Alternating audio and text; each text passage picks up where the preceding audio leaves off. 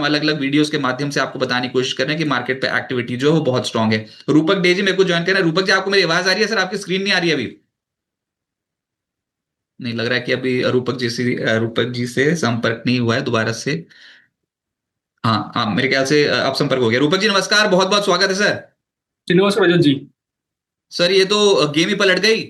हम तो ये समझ के बैठे थे कि वो लेवल्स नीचे 22,000 के लेवल टूटेंगे और धड़ाधड़ करके मार्केट नीचे जा रहा था। ये देखो किस तरीके से झरने की तरीके से टूटा था मार्च में, लेकिन जैसे ही अप्रैल शुरू हुआ वो फिर से बुल्स ने उम्मीद जगा दी है। और इस बार तो डोनाल्ड ट्रंप भी बोल पड़े कि ज्यादा युद्ध लंबा खींचने के नहीं, उन्होंने 2 से 3 हफ्ते में युद्ध खत्म करने के संकेत दिए। और सबसे बड़ी बात तो ये कि ईरान के राष्ट्रपति बोल पड़े कल कि युद्ध खत्म कर सकते हैं अगर उनकी शर्तें मान ली गई तो।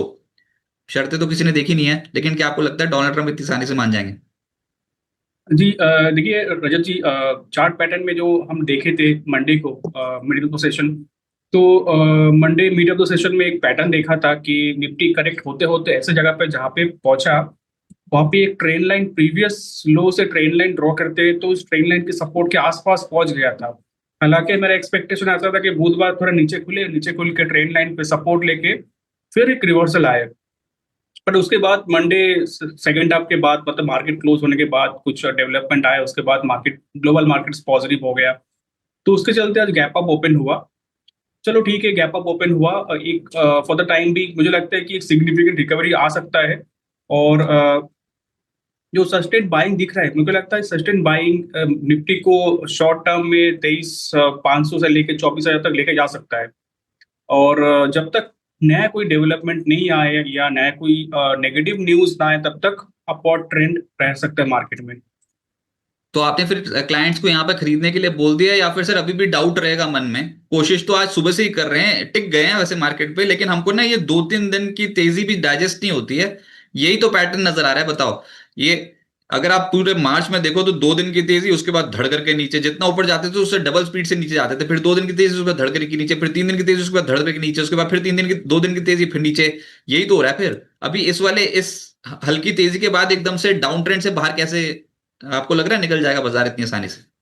जी देखिए, मुझे लगता है कि मैंने जो लेवल शेयर किया था अपने इंटरनल क्लाइंट के साथ, तो 22,200 का एक लेवल था। 22,200 का स्टॉप लॉस था मेरा। कि और वहां से एक रिवर्सल का एक्सपेक्टेशन था, वहां से एक बुधवार को एक रिवर्सल आएगा ऐसा मैंने बताया था, विद स्टॉप लॉस ऑफ 22,200। तो हमारा अभी स्टॉप लॉस वही रहेगा 22,200 का। जब तक वो नहीं टूटता है तब तक नया शॉर्ट्स इस लेवल पे तो चालू नहीं करेंगे। अभी लॉन्ग साइड का ट्रेड रहेगा मोस्टली। और हायर एंड पे जाता है 24,000 के आसपास, तब एक बार फिर सोचेंगे शॉर्ट्स के लिए। और नहीं तो 22,200 के नीचे। ओके, निफ्टी फिफ्टी के 45 शेयर्स आज के सत्र में हरे निशान में हैं। और जैसे कि सर बोल रहे हैं कि यहाँ पर बुलिश मोमेंटम कंटिन्यू हो सकता है। लेकिन सर जो आज एक सेक्टर फोकस में आ रहा है ना, उस पर मैं आपसे बात करना चाहूंगा। और ये खबर ही बड़ी है इंडिया के लिहाज से। देखिए, डोनाल्ड ट्रंप ने ये बोल दिया भैया अपना इंतजाम खुद कर लो, अब अमेरिका किसी की रक्षा के लिए आएगा नहीं। आज हुआ क्या कि हमारे डिफेंस कंपनियों के स्टॉक्स एकदम से ऊपर जाना शुरू हो गए। बहुत ही गदर एक्शन आज के सत्र में बनता हुआ नजर आया। Specially garden reach, Kochi shipyard जैसी जो कंपनियां हैं, ये ऊपर 6-7%, तो डिफेंस डिफेंस इंडेक्स ही ऊपर हो गया। कारण जानने की कोशिश की तो अमेरिकी दूत जो है सर्जियो गौर, उनका बड़ा बयान सामने निकल के आ गया। उन्होंने बोला कि अमेरिका के लिए भारत बड़ा रक्षा साझेदार है और भारत यूएस के रिश्तों में रक्षा सहयोग सबसे मजबूत स्तंभ है। जहां पर डोनाल्ड ट्रंप ने यह बात कर दी है कि अब अपना अपना खुद देख लेना, क्योंकि मुश्किल समय पे बहुत सारे देशों ने डोनाल्ड ट्रंप का साथ नहीं दिया ईरान वॉर में। तो अब वो जब मुश्किल स्थिति उनके ऊपर पड़ेगी तो वो नहीं आएंगे। वहीं पर ही ये सर्जियो गौर का जो बयान आया है भारत के ऊपर, ये पॉजिटिव नजर आ रहा है। और आज के सत्र में ये डिफेंस कंपनियों के स्टॉक्स में जोरदार एक्शन देखने को मिला है। गार्डन रीच जैसा स्टॉक आज के सत्र में लगभग 19% ऊपर है। डिफेंस कंपनियों के स्टॉक्स पे आपकी राय, और यहां पर अभी क्या करना चाहिए? कोई स्टॉक पसंद हो तो वो भी बता दें। कि बहुत बढ़िया चार्ट पैटर्न है डिफरेंट स्टॉक्स में। मोरलेस सारे स्टॉक्स में पॉजिटिविटी दिख रहा है मुझे। तो इनमें से बीईएल जो मुझे हमेशा पसंद रहता है, उसका चार्ट बहुत बढ़िया लग रहा है। 398 का स्टॉप लॉस रहेगा। जितना नीचे मिले उतना बेहतर है। करंट मार्केट प्राइस में भी बाई कर सकते हो। नया हाई का उम्मीद रहेगा, मेरा स्कोप है नया हाई बनाने का। क्योंकि जो डाउनफॉल आया था उसके बाद, डाउनफॉल का बाद एक सपोर्ट मिला था प्रीवियस लो के आसपास, प्रीवियस स्विंग लो के आसपास। तो यहाँ से मुझे लगता है सिग्निफिकेंट रिकवरी आ सकता है। आरएसआई भी सपोर्ट कर रहा है प्राइस पैटर्न को। तो मुझे लगता है 460 470 काइंड ऑफ लेवल दिख सकता है शॉर्ट टर्म में। ओके, और ये जो गार्डन रीच और कोची शिपयार्ड एकदम से ऊपर गए हैं इन स्टॉक्स पे, आपकी राय? जी, कोचिन शिपयार्ड जीआरएससी मुझे बहुत अच्छा लग रहा है, बहुत सॉलिड रिकवरी दिया। अभी बाय ऑन डिप करना चाहिए क्योंकि सिग्निफिकेंट करेक्शन हुआ और एक ही दिन में एक सिग्निफिकेंट अपमूव दिखा दिया 18-19% का। तो मुझे लगता है थोड़ा डिप में लेना चाहिए अभी। और ऐसा भी कर सकते हैं हम कि थोड़ा अभी लिया, थोड़ा डिप मिले तो ऐड किया। तो मुझे लगता है कि ये सारे स्टॉक्स में भी रिकवरी थोड़ा मीनिंगफुल रहेगा। ऐसा नहीं कि एक दिन रिकवरी दे दिया वापस कंटिन्यूअस सेलिंग आ जाएगा, ऐसा मुझे अभी नहीं लग रहा है। क्योंकि बहुत दिनों के बाद लास्ट 2 शो किए थे आपके साथ, तो दोनों शो पे नेगेटिव व्यू था मोरलेस। पर इस बार पहली बार नहीं, बहुत दिनों के बाद मेरा वापस एक बार व्यू पॉजिटिव हो रहा है। तो ये डिफेंस कंपनियों के स्टॉक्स में बहुत जबरदस्त तेजी आज के सत्र में बनती हुई नजर आई। ये वो स्क्रीन है जो कि निफ्टी टोटल मार्केट कैप के लिहाज से देखोगे तो garden reach, Zaggle prepaid, enviro infra, Tata tele, Kochi shipyard, Ola, Godrej industries, ये कुछ ऐसे स्टॉक्स हैं जहां पर बहुत स्ट्रॉन्ग एक्शन है। और कुछ तो वॉल्यूम बजर्स भी हैं जिसमें गोदरेज इंडस्ट्रीज शामिल है। आज वॉल्यूम के साथ इस स्टॉक में अच्छी एक्टिविटी बनती हुई नजर आई। ये सब आपको ग्रुप की स्क्रीन पे मिल जाएगा। ग्रो प्लेटफॉर्म है जिसके जरिए आप ट्रेड वगैरह जो करते हो, तो उसके थ्रू बाय सेल देख सकते हो कि वहां पर भी बहुत आसानी से किया जा सकता है। लेकिन अभी के तौर पे आपको हम सिर्फ बताने की कोशिश कर रहे हैं कि टॉप गेनर्स की सूची में कौन कौन से जो स्टॉक्स हैं वो आते हुए नजर आ रहे हैं, और उसमें आज डिफेंस कंपनियां बहुत जबरदस्त तरीके से ऊपर गई हैं। अच्छा सर, एक और स्टॉक है, उसके बाद फिर स्ट्रेट अवे व्यूअर्स के पास चले जाएंगे, उनके भी सवाल हैं जो वो आपसे इंटरेक्ट करना चाहते हैं, पूछना चाहते हैं अपने सवाल। लेकिन स्टॉक का नाम है इंडिगो। आज 8% ऊपर है। इसमें दो खबर थी। पहले तो ये कि एटीएफ की कीमतें 115% बढ़ गई हैं, और एटीएफ की कीमतें बढ़ेंगी तो फिर ऑब्वियसली वो फिर ग्राहकों को थोड़ा परेशानी झेलनी पड़ेगी। टिकटों के दाम, ऐसा है ही नहीं कि एयरलाइंस कंपनियां ना बढ़ाएं, वो भविष्य में हो सकता है कि उसकी भी जल्द घोषणा हो जाए। लेकिन दूसरी खबर ये थी, कंपनी ने विलियम वॉश को नया सीईओ नियुक्त किया है। ये दो खबरें थी। अभी तीसरी खबर ये कि अगर ईरान युद्ध थोड़ा ठंडा होता है तो फिर क्रूड के दामों में अगर हल्की सी भी गिरावट आई तो वो फिर इंडिगो जैसी कंपनियों के लिए पॉजिटिव है। तो अभी क्या करना चाहिए? बहुत मिला जुला रुझान देखने को मिला पिछले कुछ दिनों से, कंसोलिडेट कर रहा है। ये क्या चढ़ने लायक स्टॉक है क्या अभी? जी बिल्कुल, मुझे लगता है यहाँ से रिकवरी स्ट्रॉन्ग और मीनिंगफुल होना चाहिए। मुझे लगता है कि चार्ट पैटर्न जो था ना, एक डाउनवर्ड चार्ट पैटर्न था, लोअर टॉप लोअर बॉटम बनाते हुए नीचे आ रहा था। जब ऐसा पैटर्न बनता है एक टाइम के बाद जाके एक रिवर्सल आता है। तो स्टॉक मुझे अभी ऐसा ऐसा सिचुएशन लग रहा है मुझे जहां से ये सिग्निफिकेंट रिकवरी आ सकते हैं। आरएसआई में एक पॉजिटिव डाइवर्जेंस है, तो आरएसआई एक पॉजिटिव डाइवर्जेंस दिखा रहा है। प्राइस मोमेंटम चेंज होगा और स्ट्रॉन्ग मोमेंटम रहेगा शॉर्ट टर्म में। मुझे लगता है रिकवरी स्ट्रॉन्ग होना चाहिए यहाँ से। पर कितने कितने लेवल्स तक की रिकवरी देखने को मिल सकती है? 4600 4650 का एक रेजिस्टेंस जोन है, वहां पे एक राइजिंग ट्रेंड लाइन है। तो 4650 के ऊपर वहां तक तो जाना चाहिए, उसके ऊपर फर्दर अपसाइड पॉसिबिलिटी लग रहा है, अपसाइड का पॉसिबिलिटी लग रहा है मुझे। नीचे अभी फिलहाल सपोर्ट हो जाएगा 4050 का। ओके, और देखते हैं कि किस तरीके से बिहेव करता है आज एविएशन कंपनियों के स्टॉक्स में। इंडिगो बिल्कुल एकदम से तेज होता नजर आया। वैसे तो अक्रॉस द बोर्ड आज के सत्र में खरीदारी हो रही है, लेकिन कुछ स्टॉक्स जहां पर एक्शन स्ट्रांग है वो हमने आपके सामने रखने की कोशिश की है। भैया आज गिरने वाले कम दिखाई देंगे, चढ़ने वाले ज्यादा दिखाई देंगे, इस तरीके की मार्केट पैन आउट होती हुई नजर आ रही है। सर, आपके रडार पर कोई स्टॉक्स हैं जहां पर आप क्लाइंट्स को एडवाइस कर रहे हो कि हाँ आप इन लेवल्स पे आप धीरे धीरे करके एक्यूमुलेट कर सकते हो, बाजार की तस्वीर बदलेगी तो ये स्टॉक्स चढ़ सकते हैं?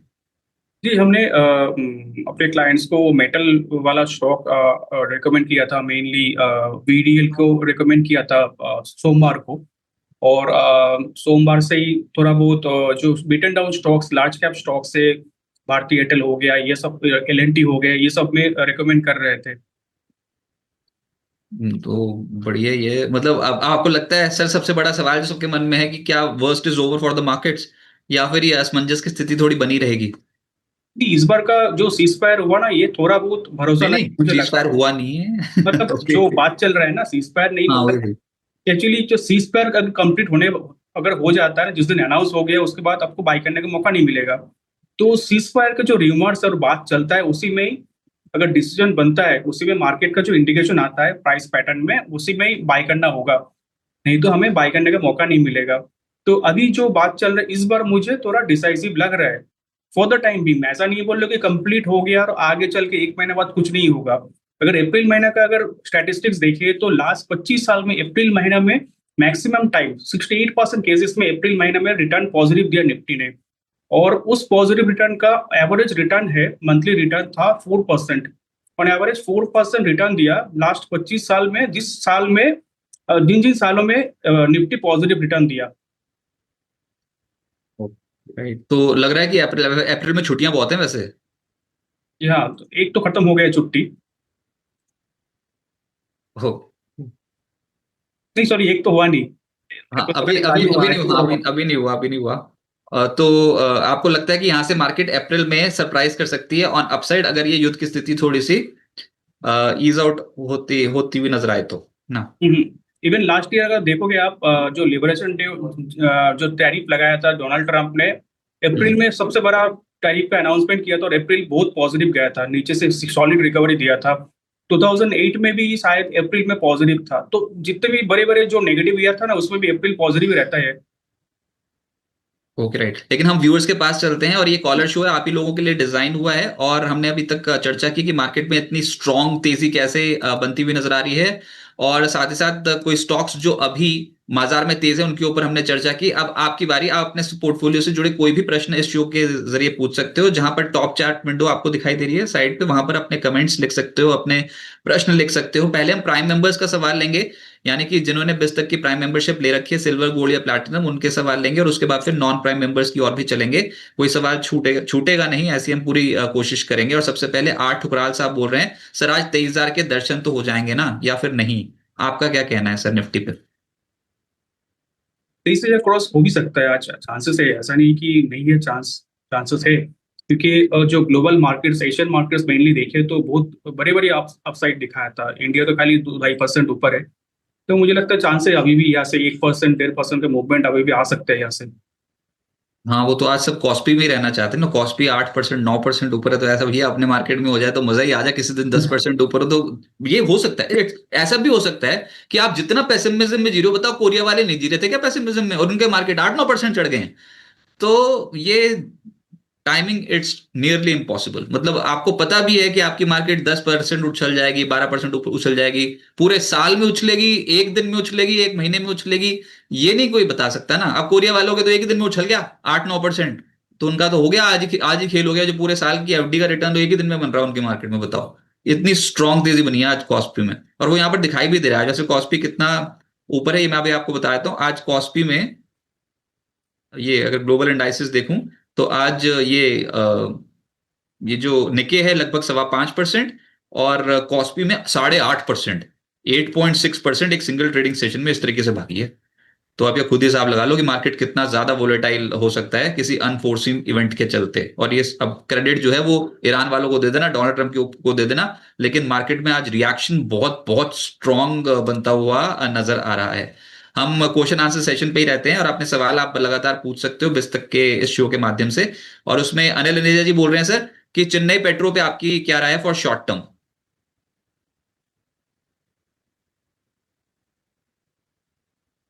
अभी चल रहा है 1012।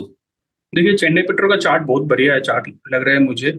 और अभी फिलहाल एक स्टॉप लॉस होगा 970। 970 अगर नहीं टूटता है ना, तो इसका रिकवरी जो है मीनिंगफुल एंड सिग्निफिकेंट रहेगा शॉर्ट टर्म में। मुझे लगता है होल्ड करना चाहिए with stop loss of 970। Higher end पे 1100, 1120, 1150 तक जा सकता है। ओके, क्यू पावर बहुत समय से लेकर बैठे हुए सर, क्यू पावर के ऊपर आपकी राय? ये क्या वैसे लगता है कि ये पावर इलेक्ट्रिकल इक्विपमेंट्स वाली कंपनियां अब चलेंगी? जी, देखिए ओवरऑल तो नहीं बता सकते उतना फंडामेंटली, बट ये चार्ट क्यू पावर का बहुत ही बढ़िया लग रहा है मुझे। हाँ, एक डेफिनेटली एक स्टॉप लॉस मेंटेन करके चलना होगा। स्टॉप लॉस थोड़ा नीचे का लेवल का रहेगा, तो जिस किसी का इन्वेस्टमेंट रहेगा तो स्टैगर्ड मैनर में और ऐड कर सकते हो, बट स्टॉप लॉस रहेगा 760। उसके नीचे का नीचे आता है तो एग्जिट लेना पड़ेगा। अदरवाइज होल्ड कर सकते हो 1080, 100, सॉरी 1100 तक जा सकता है। ओके, उसके बाद है एफ एम जीओ, एफ एम गोट से, अगर ये यहां पर आ गया एफ एम जी ओ के नाम से, तो yes federal Mogul.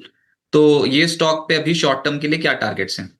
Short term target रहेगा स्टॉक का 458 480 तक जाना चाहिए, और स्टॉप लॉस रखना होगा 390, क्योंकि 390 के नीचे वापस वीकनेस पे आ जाएगा। पर इट्स इन डाउन ट्रेंड, ये लग रहा है कि डाउन ट्रेंड अपना ये खत्म कर पाएगा इतना आसानी से?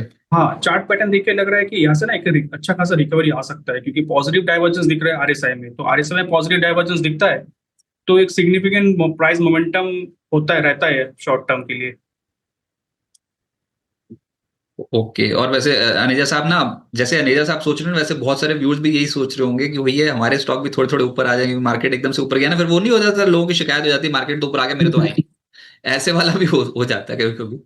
तो ठीक है, देखते हैं कि क्या तेजी यहाँ पर बहुत सारे स्टॉक्स को ड्राइव कर पाती है कि नहीं, यानी कि ब्रॉड बेस्ड खरीदारी होती है कि नहीं, ये देखना है बस। कहीं पता लगे इक्के दुक्के स्टॉक में हो गए सब कुछ निपट गया, ऐसा ना हो तो। एक तो बोल रहे हैं मयूरेश जी, अप्रैल फूल बाय ट्रम्प। अरे भैया मयूर जी ऐसा मत बोलो यार। ये तो ज्यादा हो जाएगा, बोल रहे हैं कि ट्रम्प ने अप्रैल फूल बना दिया, बताओ। अच्छा, प्रफुल्ल जी बोले जल्दी जल्दी बाय कर लो, एज पर एक्सपर्ट बॉटम बन गया है बट मेरी नजर में नहीं बना है, जिनको बाय करना है कर लो, बाय बाय बाय। प्रफुल्ल जी ने शॉर्ट करा हुआ है अभी।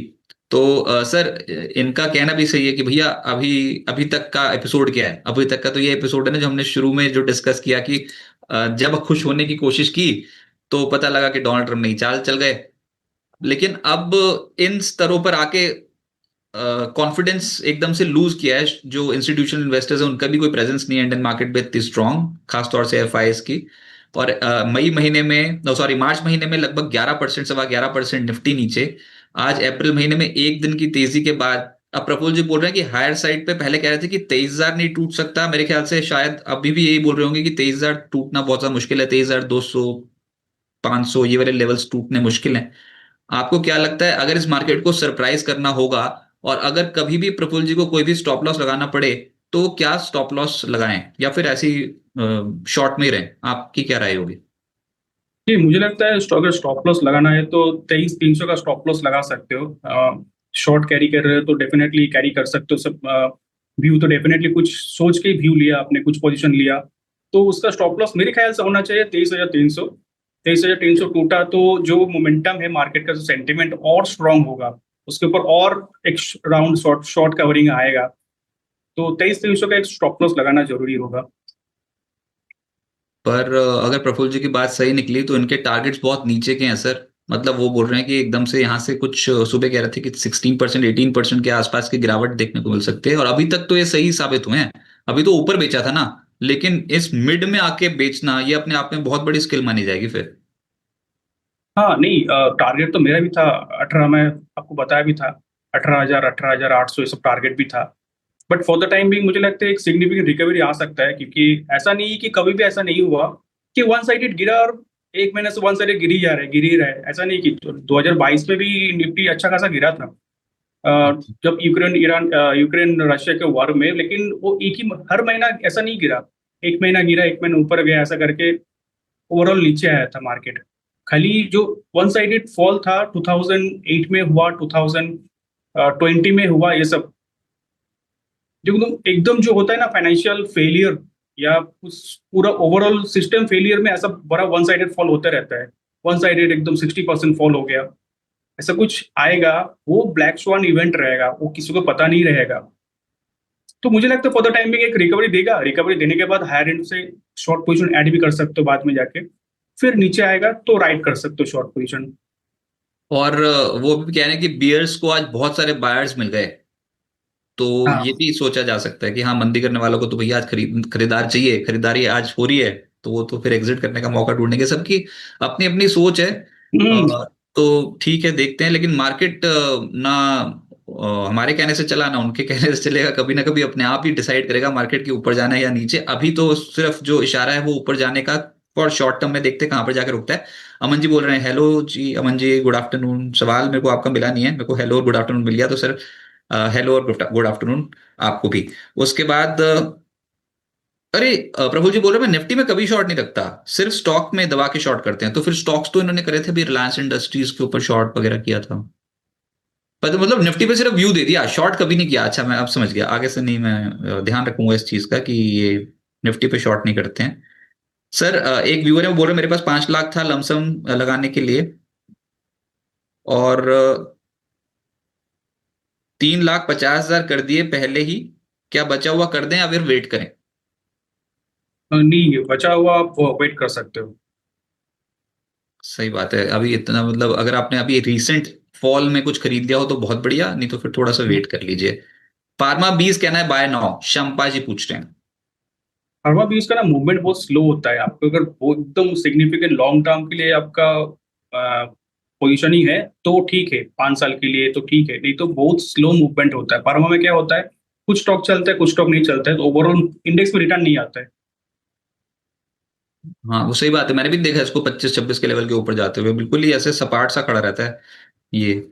अच्छा, उसके बाद फिर जो नेक्स्ट इज दैट इज विकास जी बोल रहे हैं बाजार फंसा देगा।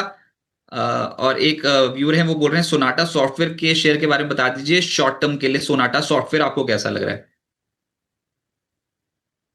सोनाटा सॉफ्टवेयर देखिए, एक बार और उम्मीद दिखा रहा है कि यहाँ से रिकवरी आएगा। रिकवरी आते नहीं हालांकि, तो ऊपर जाते पे नीचे आ जाता है। तो हमारे पास एक स्टॉप लॉस है, ₹207 का स्टॉप लॉस है। उस स्टॉप लॉस के साथ बुलिश व्यू रख सकते हैं। यहाँ से रिकवरी आना चाहिए और रिकवरी में 240 260 तक जा सकता है।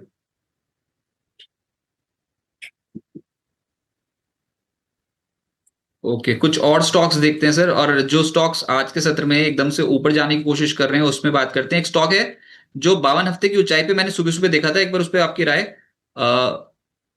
That was G GE Vernova, GEV TND, yes हाँ ये वाला GE Vernova, GE Vernova TND, ये स्टॉक अभी आपको कैसा लग रहा है?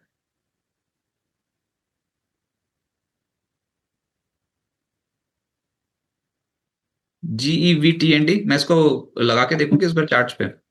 मिल गया मिल गया। ओके। देखिए, इसका ऊपरी स्तरों पे बहुत बड़ा सेलिंग आया था, अच्छा खासा प्रॉफिट बुकिंग आया।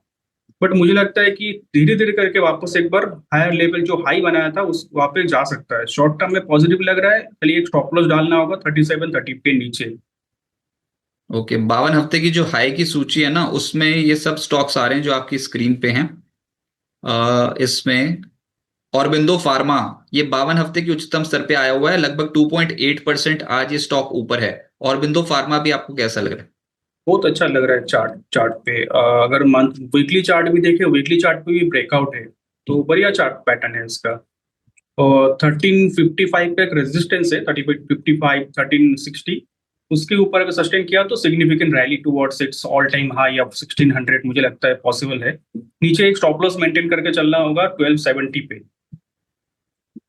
ओके राइट, तो ये दो जो स्टॉक्स हैं ये 52 हफ्ते की ऊंचाइयां छू रहे हैं और ऐसी मार्केट में लगातार बढ़ते देखा है स्टॉक्स को। अमित जी पूछ रहे हैं एनएमडीसी और आईसीआईसीआई एएमसी का बाइंग लेवल क्या होगा? पहले एनएमडीसी सर। एनएमडीसी का चार्ट पैटर्न अच्छा ही लग रहा है मुझे, बट बहुत बड़ा ब्रेकआउट तो नहीं है अभी इस लेवल पे। 75 का स्टॉप लॉस से होल्ड कर सकते हो, और हायर एंड पे 84 जा सकता है शॉर्ट टर्म में। रेंज स्क्वीज हो रही है, ये ऊपर निकलेगा क्या? मेटल माइनिंग के ऊपर आप बुलिश हो? हाँ, मेटल्स में पॉजिटिव ही लग रहा है। अच्छा, और दूसरा है आईसीआईसीआई एएमसी।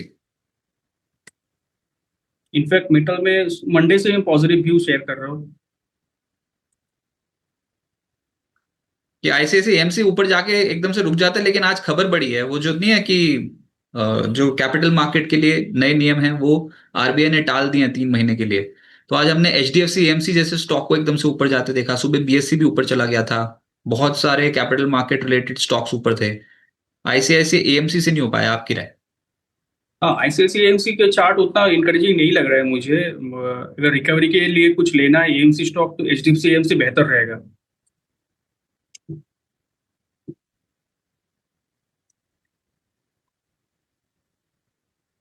ईरान ने क्या ये स्टेट ऑफ हॉर्मूज बंद करने का बिल पास कर दिया क्या? ये भी प्रफुल्ल जी कितना देख रहे हैं भाई, ये तो मतलब मोटी पोजीशन बना के बैठे हैं लग रहा है।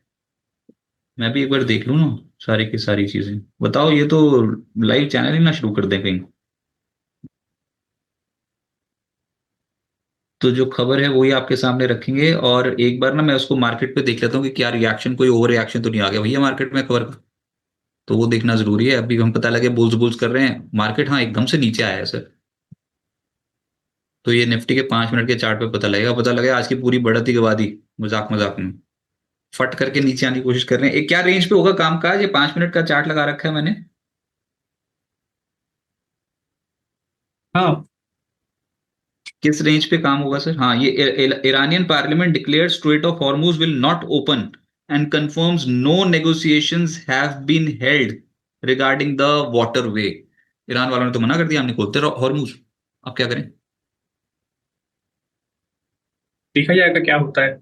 स्टॉप लॉस प्लेस्ड है। नहीं, हाँ वो सही है। स्टॉप लॉस लगाते लगाते थक गए सर। ये ना इतना आसानी से कम हो रहा है ये।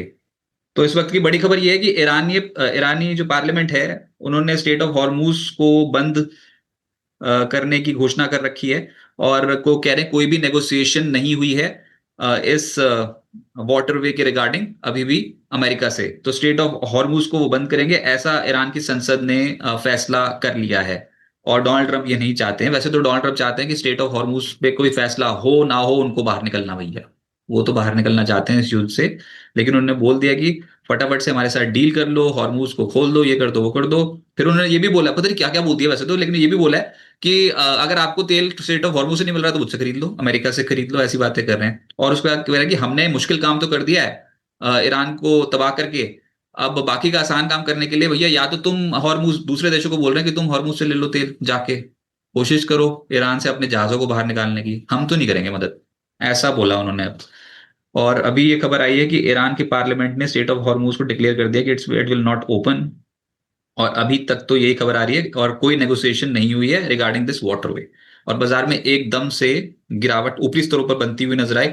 देखते हैं आज सरेंडर करते हैं कि नहीं। दोपहर की मार्केट बिल्कुल अलग तरीके की बनती हुई नजर आएगी। उम्मीद करते हैं कि यहां से तेजी बने, यहीं से ही बाजार पलट जाए। लेकिन आज पूरा दिन हमने एक रेंज में कामकाज होते देखा है। आठ उपराजी बोल रहे हैं सिल्वर 20 238 पे ले रखा है सर। अभी क्या और बाय कर सकते हैं? सिल्वर 20, मेरे ख्याल से निप्पॉन वाला होगा या टाटा वाला, कोई भी हो सकता है। Nippon Nippon silver 20। जी हाँ, निपॉन कर हाँ, सकते हैं, यहाँ पे भी ऐड कर सकते हो सिल्वर पीस।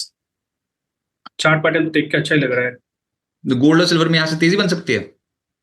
कई बन सकते हैं गोल्ड सिल्वर में। गोल्ड का चार्ट तो पॉजिटिव ही लग रहा है मुझे। यहाँ से 4900 तक जाना चाहिए अपसाइड में।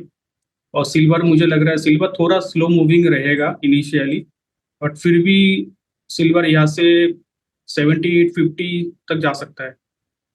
780 तक जा सकता है सिल्वर। ओके।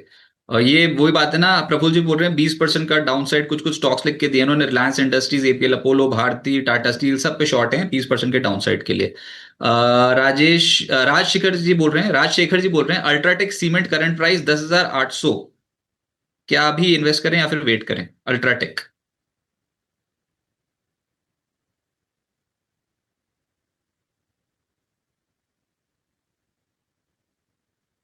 अल्ट्राटेक में थोड़ा पैसा डाल सकते हो इस लेवल पे, और नीचे के लेवल्स के लिए भी वेट करना पड़ेगा। मुझे लगता है एक तो ब्रेकडाउन आया है, और कोई इसमें कोई अर्जेंसी दिख नहीं रहा है कि इमीडिएट रिवर्सल के लिए रेडी मुझे नहीं लग रहा है। तो थोड़ा नीचे लेवल भी मिल सकता है।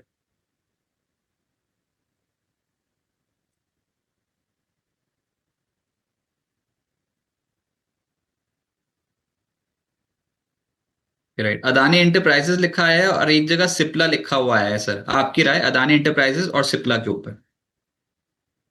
अदानी, देखिए अदानी का अगर डेली चार्ट देखता हूँ तो मैं स्टॉक को अवॉइड करने के मन करता है। मुझे लगता है इसको बोलूँ अवॉइड ही है। तो दूसरा बात है सिप्ला की।